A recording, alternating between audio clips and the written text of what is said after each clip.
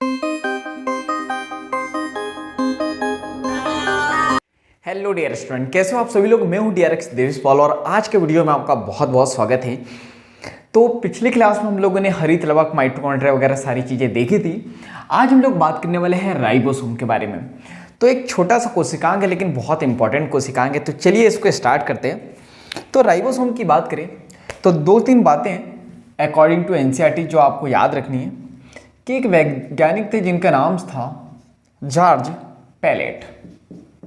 ठीक है, George palette जो थे ये आए थे 1853 में। तो इन्होंने जो है राइबोसोम की खोज की थी, ये आपको याद रखना है। इसके बाद हम लोग बात करते हैं तो ये जो है सबसे छोटा कोशिकांग होता है, ये आपको याद रखना है। सबसे छोटा कोशिकांग यानी सबसे छोटा जो सेल ऑर्गेनेल होता है, लेकिन याद क्या रखना है कि ये होता है झिल्ली रहित। अच्छा, झिल्ली रहित का मतलब क्या होता है? बिना झिल्ली के। इसलिए राइबोसोम आपको प्रोकैरियोटिक कोशिका में भी देखने को मिल जाएगा, जबकि प्रोकैरियोटिक कोशिका में मैंने बताया था आपको कि इसमें झिल्लीबद्ध कोशिकांग नहीं होते हैं, यानी कि माइटोकॉन्ड्रिया, हरित लवक, गोल्जी बॉडी वगैरह उसमें देखने को नहीं मिलेंगी, लेकिन राइबोसोम मिल जाता है। क्यों? क्योंकि उसमें झिल्ली नहीं होती है। तो सबसे छोटा कोशिकांग कौन सा होता है? राइबोसोम, झिल्ली रहित। इसके बाद हम लोग बात करते हैं जो सबसे इंपॉर्टेंट है, तो आपको ये याद रखना है राइबोसोम किससे मिल के बना होता है। नीट में क्वेश्चन आया हुआ है, तो ये आपको याद रखना है कि RRNA, ठीक है, RRNA प्लस प्रोटीन, ठीक है, इससे मिलके बनता है राइबोसोम। इससे मिलके बन जाएगा हमारा राइबोसोम। तो ये मोस्ट इंपॉर्टेंट आपको याद रखना है। अब यहां पे समझने वाली बात क्या है कि RRNA का फुल फॉर्म क्या होता है? Ribonucleic acid. तो ribonucleic acid plus protein से मिलके क्या बनता है? राइबोसोम। क्वेश्चन आया था राइबोसोम और डेस लगा के लिख दिया था जब नीट में क्वेश्चन आया था न्यूक्लिक एसिड। तो राइट या रॉन्ग आपको बताना था, तो वो था राइट। क्यों? क्योंकि राइबोसोम न्यूक्लिक एसिड से मिलके बना होता है, क्योंकि RRNA का फुल फॉर्म क्या होता है? Ribonucleic acid. तो मोस्ट इंपॉर्टेंट है, इसको भूलना नहीं है। इसके बाद हम लोग बात करते हैं राइबोसोम के बारे में। तो यहाँ पे जो S है ये आपको याद रखना है, इसको हम लोग कहते हैं श्वेत वर्गस इकाई। ठीक है, आपने कई बार सुना होगा कि 70S प्रकार का राइबोसोम होता है, 80S प्रकार का राइबोसोम होता है। तो वो S होता क्या है? तो ये याद रखना, श्वेत वर्गस इकाई। अब ये इकाई क्या है? इकाई का मतलब होता है यूनिट। जैसे आप दूध लेने जाते हो तो कितना दूध लेने जाते हो? 1 गिलास, 2 गिलास, 5 गिलास? क्या बोलते हो? इतना सा दे दो, इतना सारा दे दो? नहीं, क्या बोलते हो? 1 लीटर दे दो, 2 लीटर दे दो, 3 लीटर दे दो। तो लीटर क्या है? यूनिट है। उसी प्रकार आप शक्कर लाने जाओगे, शुगर लाने जाओगे तो क्या 1 किलो लाओगे, 2 किलो लाओगे, 3 किलो, या इतनी बोलोगे? इतनी दे दो, थोड़ी सी दे दो, ज़्यादा दे दो, इतनी सारी दे दो? क्या बोलोगे? 1 किलो, 2 किलो। तो उसी प्रकार जो है S जो है श्वेत वर्गस इकाई है राइबोसोम की। इसके बाद आपको ये याद रखना है जो S है या श्वेत वर्गस इकाई है, ये अवसादन, ये जो है अवसादन गुणांक को जो है प्रदर्शित करते हैं। अवसादन गुणांक को प्रदर्शित करती है, जिसका मतलब होता है सेडिमेंटेशन कॉफिशिएंट। ठीक है, तो ये आपको याद रखना है। तो हम लोग यहाँ पे बात करते हैं सेडिमेंटेशन का मतलब क्या होता है। केमिस्ट्री वगैरह में पढ़ोगे आप, या जब शरबत बनाते हो तो उसमें जब आप नींबू डालते हो, चाय पत्ती तो डालते नहीं होंगे, तो क्या डालते हैं? शुगर यानी शक्कर। तो शक्कर के पार्टिकल क्या हो जाते हैं? नीचे, यानी सेडिमेंटेशन हो जाता है उनका।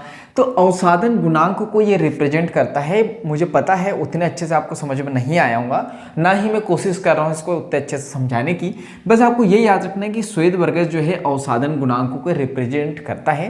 ये थोड़ा सा केमिस्ट्री और फिजिक्स का जो है यहाँ पे कॉम्बिनेशन के रूप में आपको बताने की कोशिश की है। तो ये याद रखना बस, सेडिमेंटेशन जो है कॉफिशिएंट को ये रिप्रेजेंट करता है।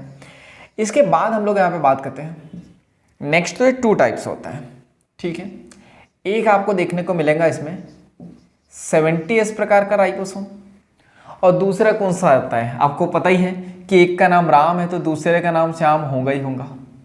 तो एक 70s और एक क्या होता है 80s। ठीक है, इसके बाद हम लोग यहाँ पे बात करते हैं जो एस है। एक और बात आपको ये याद रखना है कि ये इनडायरेक्ट रूप से, मतलब डायरेक्ट नहीं, इनडायरेक्ट रूप से यानी अप्रत्यक्ष रूप से जो है, अप्रत्यक्ष रूप से जो है यहां पे ये आकार व घनत्व को जो है व्यक्त करता है। इसका मतलब क्या होता है, यहाँ पे ये डेंसिटी और साइज जो होता है राइबोसोम का या एस जो होता है श्वेत वर्ग का, तो उसको ये रिप्रेजेंट करने का काम करता है। इनडायरेक्ट रूप से मतलब क्या होता है, इनडायरेक्ट का मतलब ये होता है जैसे आप घर में देखते हो, जब आप 8-9 बजे तक के सो के नहीं उठते हो तो आपकी मम्मी आपको गाली नहीं देती है, आपकी मम्मी और किसी को देती है कि 8 बजे तक सो के नहीं उठते हैं और काम भी नहीं करते, ये भी नहीं वो भी नहीं, बोलती आपको है लेकिन डायरेक्ट आपको नहीं बोलती है, तो उसे कहते हैं हम लोग इनडायरेक्ट। तो ये याद रखना। इसके बाद हम लोग यहाँ पे बात करते हैं 70s की बात करें तो इसकी 2 सब यूनिट होती है, ये आपको याद रखना है। तो इसमें एक तो होती है छोटी जिसको हम लोग लिखते हैं 30s, और जो दूसरी होती है वो कौन सी होंगी, वो 40 तो बिल्कुल नहीं होगी, वो होती है 50s। अब मुझे पता है आपके माइंड में एक डाउट आ रहा होगा, सर 30 और 50 तो 80 होता है। तो ये याद रखना है कि राइबोसोम की 2 यूनिटों को जोड़ने पर कभी भी उसका योग 70s नहीं आएगा, हमेशा ज़्यादा ही आएगा। ये याद रखना, 50 और 30 80। इसी प्रकार हम लोग 80s की बात करें तो जैसे ही 80s की बात करें तो इसकी भी 2 सब यूनिट होंगी, एक तो होंगी 40s और दूसरी जो होती है वो होती है 60s। तो ये भी जोड़ोगे तो 60 और 40 कितना हो जाएगा 100, 80 कभी आएगा ही नहीं, ये याद रखना। इसके बाद हम लोग बात करते हैं इसके कार्य की, यानी इसका फंक्शन क्या है, कार्य क्या है। तो राइबोसोम के बारे में लगभग जो है ना सभी को पता होगा। इसे क्या कहते हैं, प्रोटीन फैक्ट्री कहते हैं। तो काम क्या है, प्रोटीन को बनाना यानी प्रोटीन का संश्लेषण करना। इसको पोलियो हो गया, सो 1 मिनट। प्रोटीन संश्लेषण यानी कि प्रोटीन सिंथेसिस। अच्छा, कौन सी मेथड के द्वारा करता है, कैसे होती है ये, तो कैसे प्रोटीन का संश्लेषण होता है मैं बता चुका हूँ आपको, जब मैंने प्रोकैरियोटिक कोशिका बताई थी ना, हाँ वहीं पे बताया दिया था कि राइबोसोम में क्या होता है। तो ये याद रखना, यहाँ पे जो है जो प्रोसेस होती है उसे हम लोग कहते हैं बहुसूत्र। ठीक है, बहुसूत्र कहते हैं, या इसको हम लोग लिखते हैं पॉलीसोम,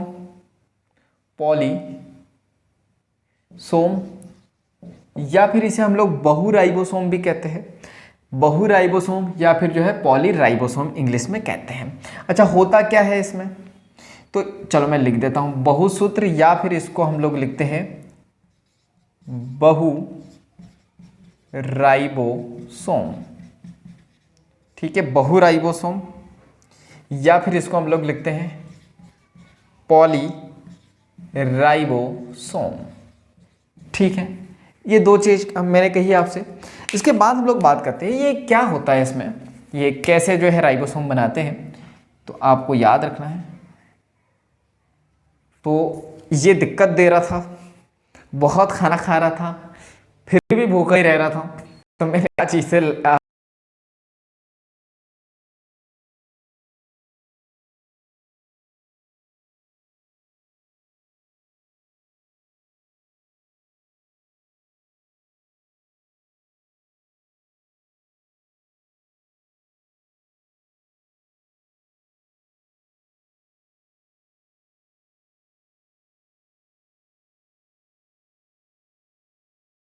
होता है mRNA, और ये क्या होता है, इसको हम लोग लिखते हैं राइबोसोम।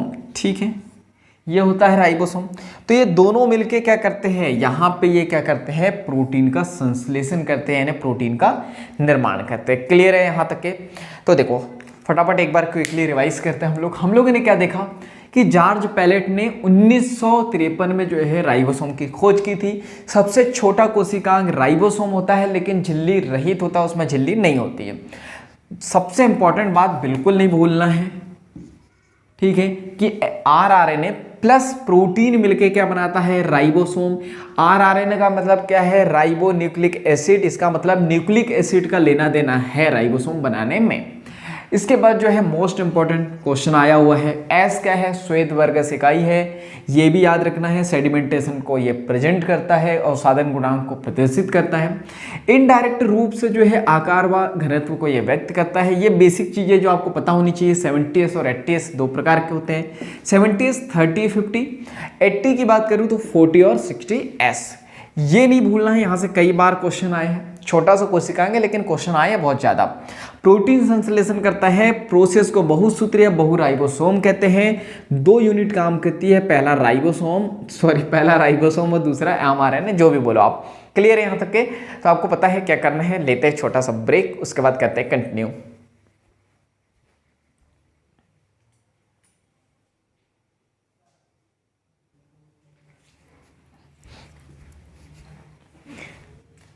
तो हम लोग जो है ब्रेक नहीं ले रहे हैं, एक छोटा सा कोशिकांग और है, तो पहले उसको पढ़ते हैं फिर लेंगे ब्रेक। तो चलिए उसको स्टार्ट करते हैं, जिसका नाम है साइटोपंजर। तो ये आपको याद रखना है, हम लोग देखने वाले हैं साइटोपंजर, यानी कि इसको हम लोग लिखते हैं साइटोस्केलेटन। ठीक है, क्या कहते हैं, साइटोस्केलेटन। तो आपने सुना नहीं होगा वैसे इसके बारे में ज़्यादा, पर नीट या पीएनएसटी के पॉइंट ऑफ व्यू से इसको याद रखना है। तो हम लोग यहाँ पे बात करते हैं, यहाँ पे जो है कोशिका द्रव्य, ये जो है कोशिका द्रव्य में होता है, ये आपको याद रखना है। इसके बाद ये जो है ना प्रोटीन युक्त विस्तृत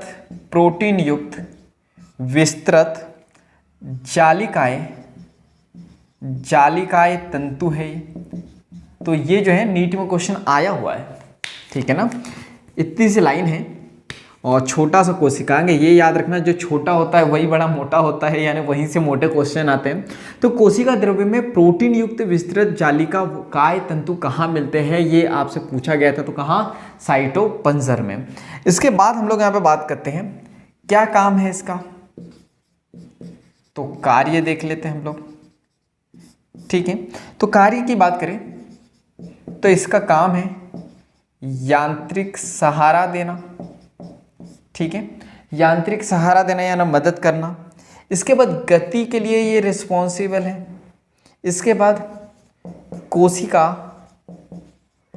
कोशिका के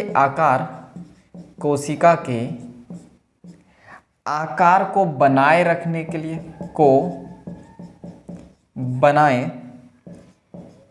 रखना इसका जो है काम है।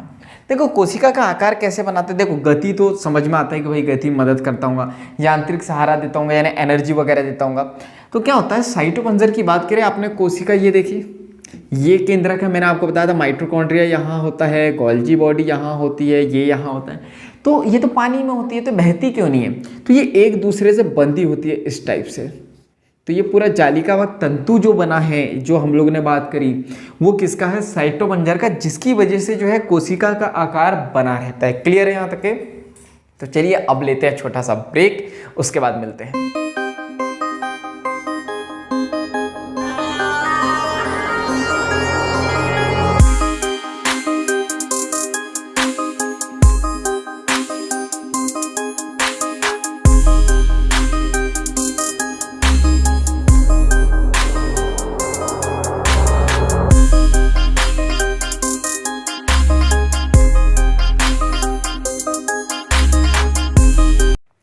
चलिए तो ब्रेक यहाँ पे होता है खत्म। हम लोग नेक्स्ट टॉपिक स्टार्ट करते हैं, जिसका नाम है सीलिया व फ्लैजिला, जिसको हिंदी में हम लोग कहते हैं पक्षमाप व कसाबिका। तो चलिए स्टार्ट करते हैं। तो हम लोग यहाँ पे बात करते हैं सीलिया व फ्लैजिला क्या होता है। तो आपको ये याद रखना है कि पक्षमाप की बात करें तो ये एक छोटी संरचना होती है, एक छोटी संरचना होती है ये आपको याद रखना है। इसके बाद बात करें तो ये काम करती है चप्पू की तरह, ठीक है। तो आपको ये याद रखना है कि ये होते हैं चप्पू की तरह, ये चप्पू की तरह कार्य करते हैं, ठीक है। ये आपको याद रखना है। तो चप्पू क्या है? कभी नाव चलाई आपने, या नाव में बैठे हो या देखा है, तो एक लकड़ी का डंडा होता है, डंडा ही बोल सकता हूँ, अभी आपको नहीं पता है, वो सामने से चपटा होता है। या गांव में जो पापड़ बनाते हैं ना, या चावल वगैरह, अभी आप देखते होंगे तो कुछ इस टाइप से जो रहता है, ये फावड़ा बन गया ये, पर ऐसे कुछ होता है। तो ये जो है ना, क्या होता है, नाव में ये होता है और पानी को जो है ढकेलने के लिए होता है, तो उसको हम लोग कहते हैं चप्पू। तो चप्पू की तरह ये कार्य करता है, और यहाँ पे जो है चप्पू की तरह ये कार्य करता है। और कार्य की बात करें तो यहाँ पे ये कोशिका को या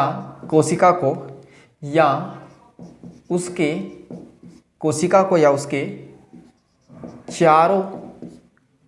चारों तरफ, कोशिका को या फिर उसके चारों तरफ मिलने वाले जो द्रव्य होता है, तो मिलने वाले द्रव्य की गति के लिए ये जो है रिस्पॉन्सिबल होता है। ये आपको याद रखना है, ठीक है, कि चप्पू की तरह काम करता है।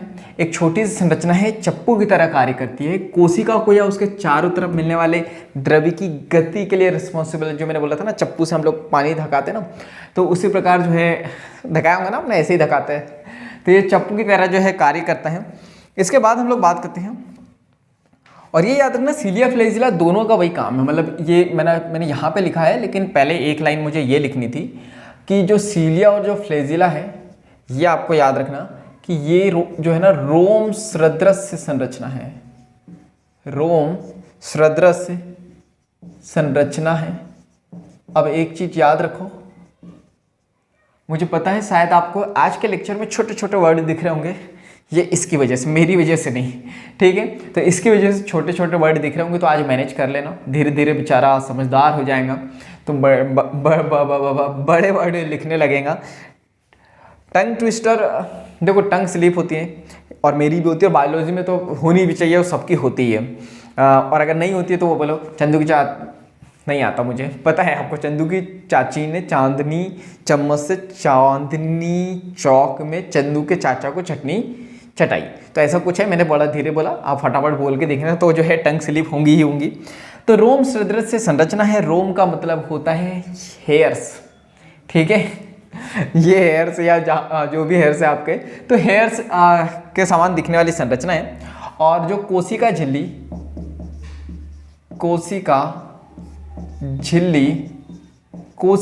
की अपवृद्धि होती है। कोशिका झिल्ली की अपवृद्धि, इसका मतलब क्या है? इसका मतलब यह है कि कोशिका झिल्ली पर जब ज़्यादा ही ग्रोथ हो जाती है, अपवृद्धि हो जाती है, तो हमको यहाँ पे ये सीलिया व फ्लैजिला देखने को मिलेंगे। क्लियर है? इसके बाद हम लोग बात करते हैं नेक्स्ट, तो चप्पू तो देख लिया हम लोगों ने। इसके बाद हम लोग यहाँ पे बात करते हैं कि ये लंबे होते हैं, ठीक है, ये लंबे होते हैं। इसके बाद ये जो है कोशिका की गति के लिए रिस्पॉन्सिबल है, ठीक है। फ्लैजिला जो है, फ्लैजिला आपने देखा होगा ना, बैक्टीरिया में वो रहता है जिसकी वजह से बैक्टीरिया गति करता है। तो ये लंबे होते हैं और कोशिका की गति के लिए जो है रिस्पॉन्सिबल है। इसके बाद हम लोग यहाँ पे बात करते हैं नेक्स्ट, तो यहाँ पे कसाभिका की बात करें हम लोग, तो ये आपको याद रखना है, यहाँ पे जो है जीवाणु जो है, जीवाणु में ये जो फ्लैजिला है, ये जीवाणु में जो पाया जाता है यूकैरियोटिक कसाभिका से जो है भिन्न होता है। ये आपको याद रखना है। इतनी बातें याद रखनी, इतनी ही थ्योरी है। और ये याद रखो, मैं थ्योरी क्यों पढ़ाता हूँ आपको लेक्चर में। आप कुछ लोग बोलते होंगे सर बाकी टीचर तो नहीं पढ़ाते, इतनी सारी सैलरी नहीं वन मिनट थ्योरी, ठीक है। तो इतनी सारी तो जो है थ्योरी नहीं पढ़ाते हैं। तो उसका रीज़न ये है कि अब मुझे नहीं पता बाकी लोग क्यों नहीं पढ़ाते, लेकिन मेरा जो टीचिंग स्टाइल है, मैं कोशिश करता हूँ कि एनसीईआरटी की एक भी लाइन छूटना नहीं चाहिए। क्योंकि आप नीट की तैयारी कर रहे हो, पीएनएसटी कर रहे हो, या आप 12th की भी कर रहे हो और आगे अच्छे एग्जाम की तैयारी करना चाह रहे हो, और अगर आपको डीप बायो पढ़नी है तो एनसीईआरटी की एक भी लाइन छूटनी नहीं चाहिए आपकी। तो कोशिश करता हूँ कि एनसीईआरटी की पूरी लाइन जो है मैं अपने लेक्चर में इन्वॉल्व करूँ, क्योंकि जब स्टूडेंट एनसीईआरटी भी पढ़ने जाते हैं ना, सब सर के ऊपर से जाती है। तो मेरा मानना है कि जब आप एक बार लेक्चर देख लो और उसके बाद एनसीईआरटी पढ़ो तो सारी बातें क्लियर हो जाए, सारे डाउट क्लियर हो जाए। क्लियर है? तो यहाँ पे मुझे भी एक डाउट था जो मैंने बताया था कि ये दोनों नहीं, ऐसा नहीं है कि ये दोनों के बारे में नहीं, मैंने अलग अलग ही बताया है। थोड़ा सा कंफ्यूजन मुझे भी हो गया था, तो याद रखना। पक्षमाप एक छोटी संरचना है, चप्पू की तरह कार्य करती है। फ्लेजिला लंबी होती है, जो कोशिका की गति के लिए रिस्पॉन्सिबल है, और जो फ्लेजिला है जीवाणु में जो होता है वो यूकैरियोटिक कसाबिका यानी फ्लेजिला से अलग होता है। चलो इसके बाद हम लोग बात करते हैं। तो ये तो बेसिक बात हो गई, हालांकि अभी तक के यहाँ से क्वेश्चन बना नहीं है थ्योरी से, लेकिन एनसीईआरटी की एक एक लाइन इंपॉर्टेंट है, मैंने बताया कहीं से भी बन जाता है। लेकिन जो डायग्राम है इसी में सबसे इंपॉर्टेंट जो है चीज़ें हैं, यहीं से सबसे ज़्यादा क्वेश्चन आए हुए हैं, तो ये याद रखना। तो डायग्राम को ध्यान से देखना, क्योंकि मैं बताऊं आपको, मैं आपको बायो पढ़ा रहा हूँ, लेकिन एक समय सबसे बेकार सब्जेक्ट जिससे सबसे ज़्यादा घृणा आती थी, नफरत थी, वो बायो सब्जेक्ट था मेरा। उसका रीज़न ये था कि हमारे टीचर आते थे, किताब खोलते थे और बोलते लिखो, समझ में कुछ आता नहीं था और हम लिखते चले जाते थे। और वो जो डायग्राम बनाते थे वो ऐसे डायग्राम बनाते थे जैसा कि बुक में दिया रहता था, सेम टू सेम।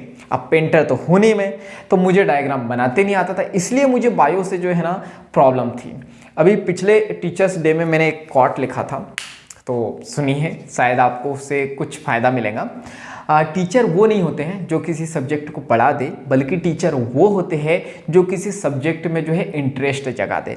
तो मैं कोशिश करता हूँ कि बायो में आपको इंटरेस्ट आए, मज़ा आए, ताकि आपको बायो पढ़ने में मज़ा आए।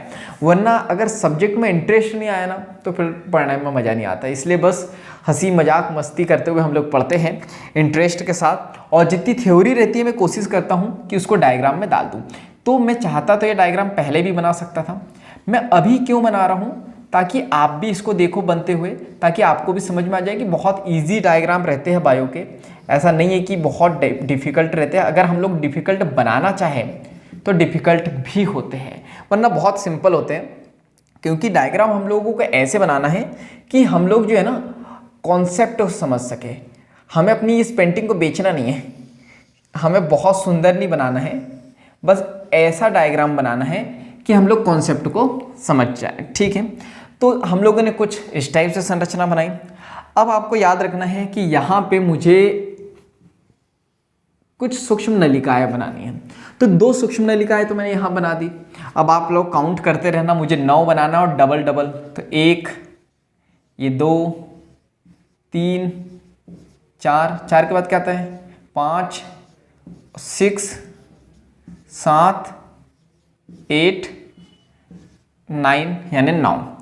ठीक है, तो 1 2 3 4 5 6 7 8 9 हो गई। क्लियर है? तो ये याद रखना, सीलिया और फ्लेजिला में जो है 9 माइक्रोट्यूब्यूल्स होती है, जिसको सूक्ष्म नलिका कहते हैं। कहाँ पे? परिधि पे, और सेंटर में होती है 2। तो चलो हम लोग देख लेते हैं। तो यहाँ पे हम लोग बात करते हैं। इसके बाद फिर जो है ना एक सेल मेम्ब्रेन भी होती है। तो ये मैंने बना दी सेल मेम्ब्रेन। ठीक है, ये बन गई हमारी सेल मेम्ब्रेन। तो कोई भी कोशिकाएं होगा तो उसकी जो है झिल्ली तो होंगी ही होंगी, तो इसको हम लोग कह देंगे जीवद्रव्य, जीवद्रव्य झिल्ली। ठीक है, यानी इसको हम लोग लिख देंगे प्लाज्मा, प्लाज्मा मेम्ब्रेन। ठीक है, तो ये तो हो गई हमारी प्लाज्मा मेम्ब्रेन। क्लियर है? ये हो गया हमारे प्लाज्मा मेम्ब्रेन।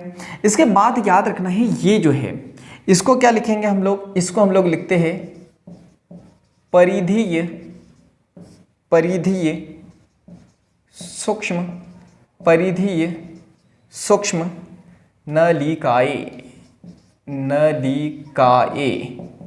ठीक है, यानी कि इसको हम लोग लिखते हैं पेरिफेरल। सो 1 मिनट, पेरीफेरल, पेरीफेरल माइक्रोट्यूब्यूल्स। ये इंग्लिश में भी याद रखना है और हिंदी में भी।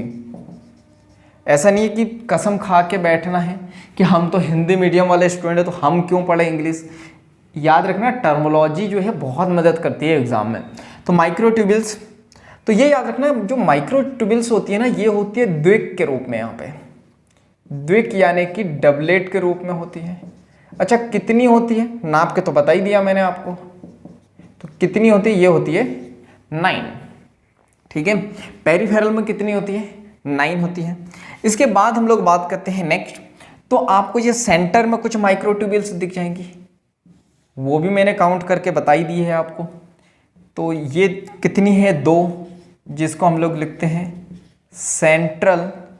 सेंट्रल माइक्रोट्यूबिल्स, सेंट्रल माइक्रोट्यूबिल, यानी इसको हम लोग लिखते हैं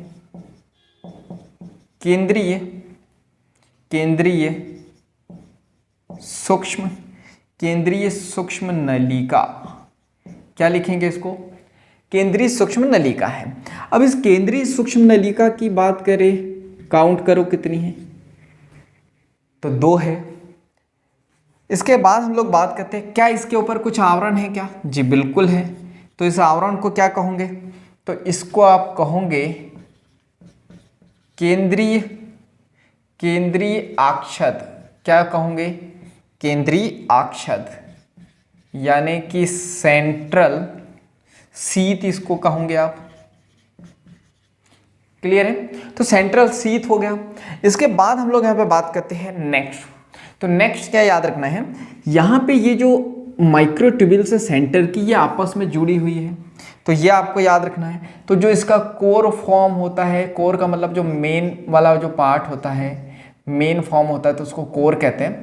तो इसके कोर को हम लोग यहाँ पे लिखते हैं अक्षसूत्र। क्या लिखोगे, अक्षसूत्र, जिसको हम लोग लिखते हैं एक्सोनेमा। ठीक है, क्या लिखोगे, एक्सोनेमा। तो क्वेश्चन ये आता है कि जो एक्सोनेमा है, यहाँ पे एक्सोनेमा में सूक्ष्म नलिकाओं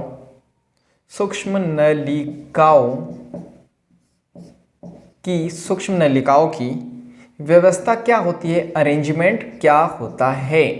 तो ये क्वेश्चन आपको अक्षसूत्र के नाम से भी आ सकता है कि अक्षसूत्र में सूक्ष्म नलिकाओं की क्या व्यवस्था होती है। डायरेक्ट मेन टॉपिक से भी आ सकता है कि सीलिया व फ्लैजिला में सूक्ष्म नलिकाओं की क्या व्यवस्था होती है।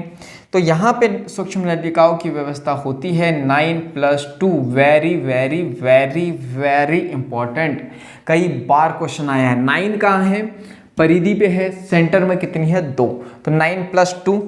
अब कुछ और क्वेश्चन के आंसर आपको पता होना चाहिए। तो क्वेश्चन ये कि ये जो परिधि पे जो है माइक्रोट्यूबिल्स, क्या ये आपस में जुड़ी हुई है, तो ये बिल्कुल जुड़ी हुई है। अच्छा किस चीज़ से जुड़ी है, तो ये आपको बताना है। तो ये जुड़ी हुई है, तो इसको थोड़ा सा हम लोग करते हैं छोटा। तो ये जुड़ी हुई है इंटर डबलेट ब्रिज के द्वारा। Very very important, inter doublet bridge यानी कि ये होता है अंतराद्विक सेतु। क्लियर, तो ये याद रखना है। ये क्वेश्चन है, थ्योरी में है। मैंने डायग्राम में मैंने क्या बोला आपको कि हमें थ्योरी पसंद होती है। याद रखना हमारे ब्रेन को थ्योरी और जो टेक्स्ट, एक तो टेक्स्ट वही थ्योरी और नंबर्स 1940 1942 ये याद नहीं रहते हैं।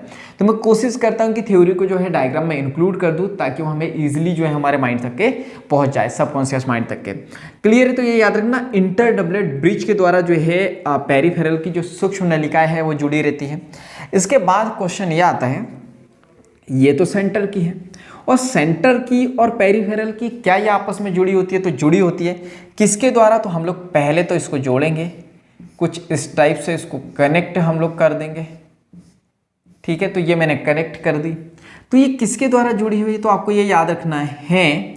कभी साइकिल चलाई आपने, तो साइकिल का जब पहिया देखोगे तो उसमें स्पोक होते हैं, जो चक्का घूमता है ना, तो वो जो रॉड लगी रहती है छोटी छोटी लोहे की, तो उसे कहते हैं यहाँ पे स्पोक। तो ये याद रखना है, ये जुड़ी होती है रेडियल स्पोक के द्वारा, यानी इसको हम लोग देखते हैं अरीय डंडा। ठीक है। अरे डंडा, तो डंडा से मुझे याद आया कितने लोगों ने जो है बचपन में डंडा वाली साइकिल चलाई, वो लेडीज़ वाली नहीं, डंडा वाली, और डंडे के बाद भी वो कैची वाली।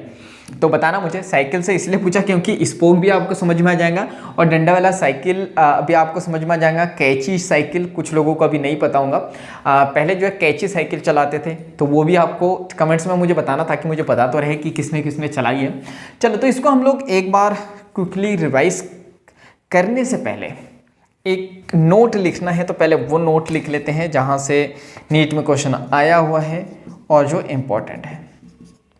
ठीक है, तो हम लोग बात करते हैं जो पक्षमाप है, पक्षमाप व कसाभिका। ठीक है, कसाभिका यानी कि यहाँ पे सीलिया और फ्लेजिला की बात करें तो तारक का है, सीलिया व फ्लेजिला, तारक का नहीं, तारक केंद्र सदृश्य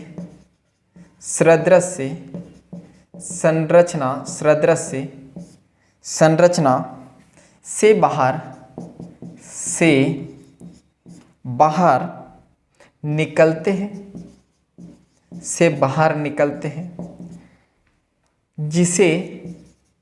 जिसे आधारिकाएं, मोस्ट इंपॉर्टेंट क्वेश्चन आया हुआ है नीट में, आधारिकाएं कहते हैं। ठीक है, आधारिकाएं को क्या कहते हैं, तो ये याद रखना, इसको इंग्लिश में भी याद रखना, इसको कहते हैं हम लोग basal body. Very very important. ठीक है, तो क्या समझना है, जो सीलिया और फ्लेजिला है वो तारक केंद्र सदृश्य यानी तारक केंद्र के समान दिखने वाली संरचना से बाहर निकलते हैं, जिसे बेसल बॉडी कहते हैं। एक पॉइंट ये याद रखना। और जब मैंने प्रोकैरियोटिक कोशिका पढ़ाया था तब मैंने आपको बताया था कि जो है 3 लेयर थी प्रोकैरियोटिक कोशिका में और वहाँ से निकलता था फ्लेजिला। तो मैंने आपको बताया था कि जो सेल मेम्ब्रेन है और जो सेल वॉल है उसके बीच का जो पार्ट होता है तो उसे हम लोग कहते हैं बेसल बॉडी। क्लियर है यहाँ तक के? तो उम्मीद है आपको सारी चीज़ें समझ में आ गई होंगी। चलो एक बार जल्दी से रिवाइज करते हैं। हम लोगों ने देखा सीलिया व फ्लेजिला, तो हम लोगों ने बोला सीलिया जो है एक छोटी सी संरचना है जो चप्पू की तरह कार्य करती है, कोशिका को या उसके चारों तरफ से मिलने वाले द्रव्य को जो है ढकेलने का काम करती है, यानी उसकी गति के लिए रिस्पॉन्सिबल है। चप्पू का मतलब मैंने बताया था नाव जो होता है, नाव में रोम सदृश संरचना होती है, यानी रोम के समान दिखने वाली संरचना होती है। और जब कोशिका झिल्ली की अपवृद्धि हो जाती है तब ये दोनों निकलते हैं। इसके बाद हम लोग बात करते हैं कसाभिका यानी फ्लेजिला की। तो लंबे होते हैं, जैसे कि मैंने बैक्टीरिया में बताया आपको, लंबे होते हैं, कोशिका की गति के लिए रिस्पॉन्सिबल है। और जब ये जीवाणु में जो होते हैं वो यूकैरियोटिक कसाभिका से भिन्न होते हैं, यानी अलग होते हैं। सबसे इंपॉर्टेंट और सबसे ज़्यादा जो क्वेश्चन आते हैं वो डायग्राम से याद रखना है कि सेंटर में जो है सेंट्रल माइक्रोट्यूब्यूल्स 2 देखने को मिलेंगी, परिधि में आपको 9 माइक्रोट्यूब्यूल्स दिखाई देंगी डबलेट के रूप में। इस पे जो आवरण रहेगा केंद्र में, याद रखना ये सेंट्रल माइक्रोट्यूब्यूल्स पे, तो सेंट्रल शीथ कहते हैं। इसके बाद ये जो इनका कोर फॉर्म होता है उसे एक्सोनेमा कहते हैं। एक्सोनेमा में सूक्ष्म नलिकाओं की संरचना क्या होती है, कई बार पूछा है 9+2 क्वेश्चन। फिर ये कि क्या ये आपस में जुड़े हुए हैं परिधि के जो माइक्रोट्यूब्यूल्स, जी बिल्कुल, इंटर डबलेट ब्रिज के द्वारा। क्या परिधि पे जो माइक्रोट्यूब्यूल्स और सेंट्रल में जो माइक्रोट्यूब्यूल्स वो आपस में जुड़े हुए हैं, तो जी बिल्कुल जुड़े हैं, रेडियल स्पोक के द्वारा। क्लियर है? फिर हम लोगों ने देखा सीलिया व फ्लेजिला तारक केंद्र के समान दिखने वाली संरचना से बाहर निकलते हैं, जिसे हम लोग कहते हैं बेसल बॉडी। क्लियर है? तो आज के लिए इतना ही। क्या करना है आपको पता है, वीडियो को लाइक करना है, कमेंट्स करके बताना है, कुछ डाउट हो, कुछ सजेशन हो तो, और इस वीडियो को ज़्यादा से ज़्यादा शेयर करना है, क्योंकि जब हम दूसरों की हेल्प करते हैं तो ये नेचर हमारी हेल्प करता है। चैनल पर नए हो तो जल्दी से सब्सक्राइब कर दो, बेल आइकन को दबा दो ताकि ऐसे वैल्यूबल लेक्चर की नोटिफिकेशन आपको मिलते रहे। तो बाकी हम लोग मिलेंगे इसी तरह हंसते हुए, मुस्कुराते हुए, लाइफ में आगे बढ़ते हुए और कुछ नया सीखते हुए। जब तक के लिए thank you, bye bye and go for success.